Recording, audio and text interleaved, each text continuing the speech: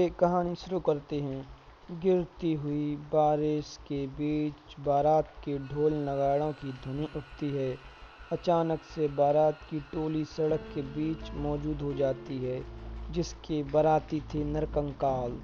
वह नाचते गाते जा रहे थे, अपनी ही धुन में मगन। उनके शरीर जगह जगह से नीचे फटे हुए थे, जिस कारण शरीर की हड्डियां और मांस साफ साफ दिख रहे थे। उनमें से कुछ नरकंकाल दूल्हे के आसपास नाच रहे थे, जो उनमें से ही एक था। उसका दिमाग उसे दिन भर की घटनाओं को एक साथ जोड़ता हुआ उसे एक बुने हुए सपने। अनुज अपनी बाइक को तेजी से सड़कों पर दौड़ाता हुआ आ रहा था। अपने 10 घंटे शिफ्ट पूरे होने पर अनुज को घर पहुंचने की बहुत जल्दी थी, इसलिए वह किसी भी मोड़ पर धीरा नहीं हुआ और बाइक की स्पीड को बढ़ाता हुआ तेजी से आगे बढ़ने लगा। और उसी रास्ते में बारात निकल रही थी। उसी रास्ते पहुंच गया।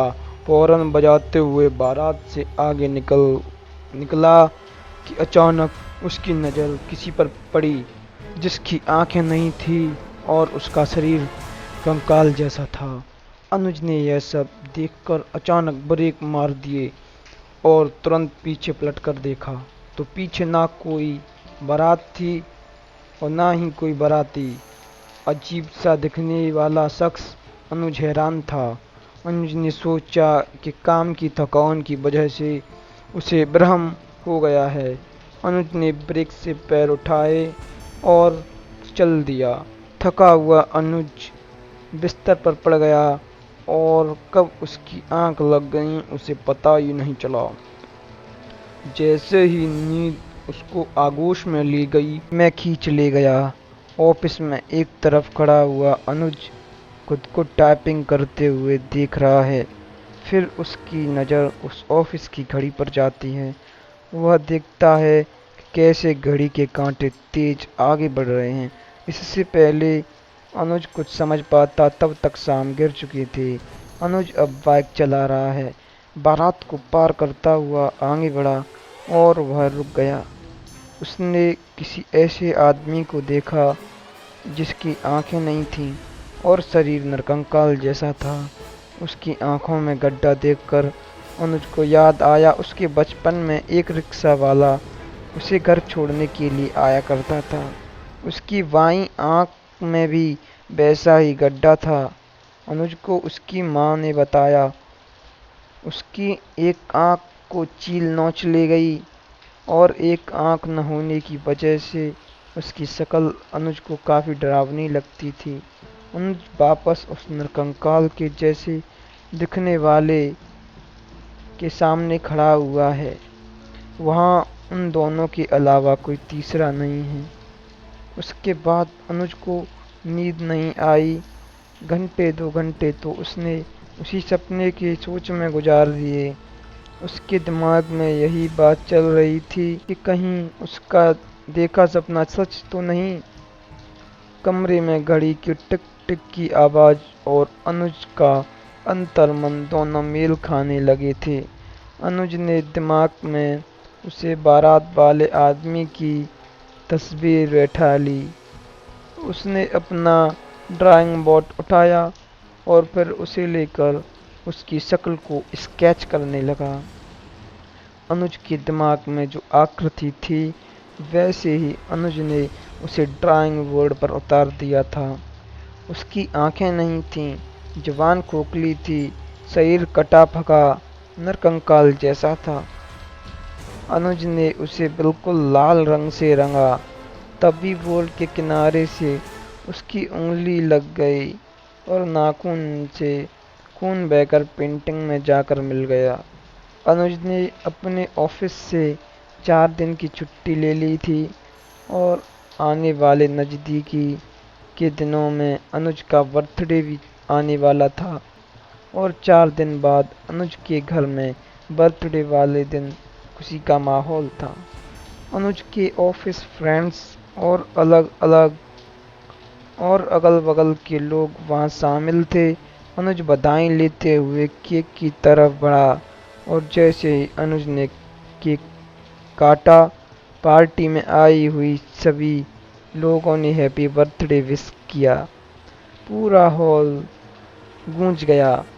अनुज ने एक पीस बर्थडे नाइफ से अलग किया और तभी एक बहुत कमजोर जबड़े वाला मुंह आगे लाया और अनुज के केक उसके मुंह में रख दिया। अनुज को कुछ अटपटा लगा तो उसने ऊपर उठकर देखा तो उसके होश उड़ गए। वह वही पेंटिंग वाला शख्स था जिसे अनुज ने 4 रात पहले ही कैनवस पर उतारा था। हूबहू बिल्कुल वही। उसके मांस पर खून दौड़ता अलग से दिख रहा था, वही खून जो अनुज की उंगली से बहकर उस रात पेंटिंग में मिल गया था। वो केक को आधा ही निगल पाया था और बाकी आधा जबड़े में फंसकर नीचे गिर गया। वह लोगों के बीच से होकर गुजरता जा रहा था, लेकिन उसकी हरकतों से अनुज परेशान हो रहा था। उसकी आंखें नहीं हैं, लेकिन फिर भी ऐसा लग रहा था जैसे वह सिर्फ अनुज को ही देखे जा रहा है। उसे देखकर अनुज इतना अनकंफर्टेबल हो गया कि वो उस आकृति को अवॉइड करता हुआ बाथरूम की ओर चला गया। बाथरूम घुसते ही अनुज ने दरवाजा बंद किया और जोर से सांस अंदर खींची और फिर झटके से बाहर छोड़ी। अनुज हड़बड़ाया हुआ था। अनुज वॉशिंग मशीन की तरफ बढ़ा और तेजी से अपना मुंह धोया। जैसे ही अनुज मुंह धोकर उठा, डर के मारे उसके कदम थरथराकर पीछे उठने लगे। उसने देखा कि बाथरूम की दीवारों पर काली जटाएं फैल रही थीं और धीरे धीरे वह बाथरूम काले रंग में बदल गया। सामने बैठी थी थे। उसमें से कोई अपना हाथ काट रहा था, कोई अपना मांस खा रहा था, नीचे जा रहा था मांस को। काली फर्श पर खून तैरने लगा था और फिर धीरे धीरे वह काला कमरा खून से भर गया। अनुज में भी अब बदलाव शुरू हो गए थे। आंखों की पुतलियां छोटी होने लगी थीं, हाथों में सिकुड़न समा गई। रात का भाव चेहरे से उतरकर हाथों में आने लगा था। अनुज ने उनसे बचने के लिए बाहर की ओर भागना चाहा, पर उसे उस काले कमरे का कोई अंत ही नहीं दिख रहा था। लबालब खून से भरे कमरे में अनुज भागता जा रहा था और पीछे से उसे भयानक हंसी की आवाज सुनाई दे रही थी। अनुज ने मन में डर था और वो भागते भागते गिर गया और डूब गया उसी बहते हुए खून में। और फिर एक का एक उसने उन्हें भयभीत नरकंकालों के सामने पाया जो लगातार चिल्ला रहे थे। नरकंकालों ने उससे बोला, तुम्हारे शरीर की समाप्ति हुई अनुज, आओ हमारे साथ, हमारा संसार अब तुम्हारा संसार है। आओ अनुज, हमारे साथ चलो इस शरीर को छोड़कर एक साथ। उनकी आवाज़ इतनी भयानक थी कि उनके कान बर्दाश्त नहीं कर सके और वह वहीं बेहोश हो गया। आधी रात का वक्त, जोर की बारिश से कमरे की खिड़की खुली। तेज हवा का भाप बूंदों के साथ अंदर आया।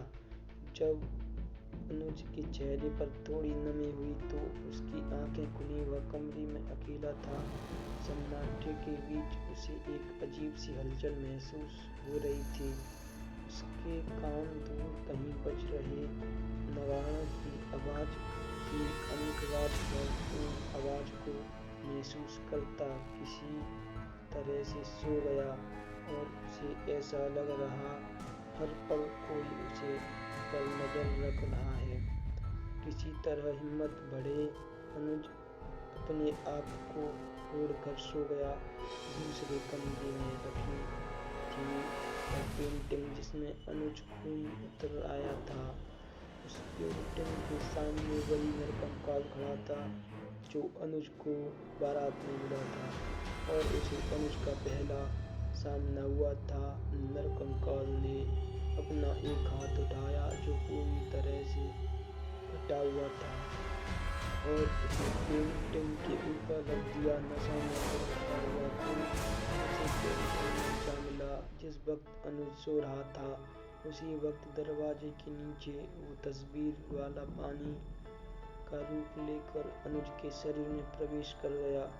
अनुज जब उठा तो बहुत सुबह का वक्त था। उसके बाल बिखरे हुए थे और शरीर में रात वाली हलचल, और उसका मन अपने ही घर में नहीं लग रहा था। वो अपने ही घर से बाहर निकला। उसने भागना शुरू किया। वह बहुत जोर से भागा, कदम रुक ही नहीं रहे थे।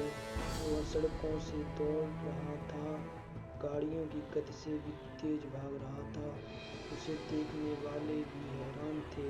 वह भागता गया एक सुनसान रास्ते पर जहाँ कोई नहीं था सिवाय उन ढोल नगाड़ों की आवाज के अलावा।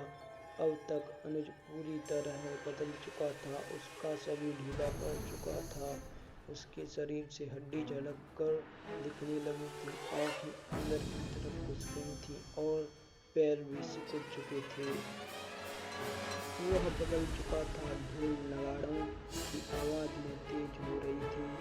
सामने से चली आ रही थी नरकंकालों की वही आवाज जो अनुज के पास आकर थी, और वही नरकंकाल जो अनुज के सबसे पहली बार मिला था बारात से निकलकर उसके सामने आ गया और इशारे से बारात में शामिल होने का निमंत्रण दिया। अनुज के होठों पर मुस्कान उभरती है और वह भी नरकंकालों की टोली में शामिल हो गया। नरकंकाल बना हुआ अनुज अब अपनी इंसानी जीवन की समाप्ति पर आ चुका था और दूसरी दुनिया का आरंभ कर चुका था। ऐसी ही कहानी सुनने के लिए चैनल सब्सक्राइब जरूर करें।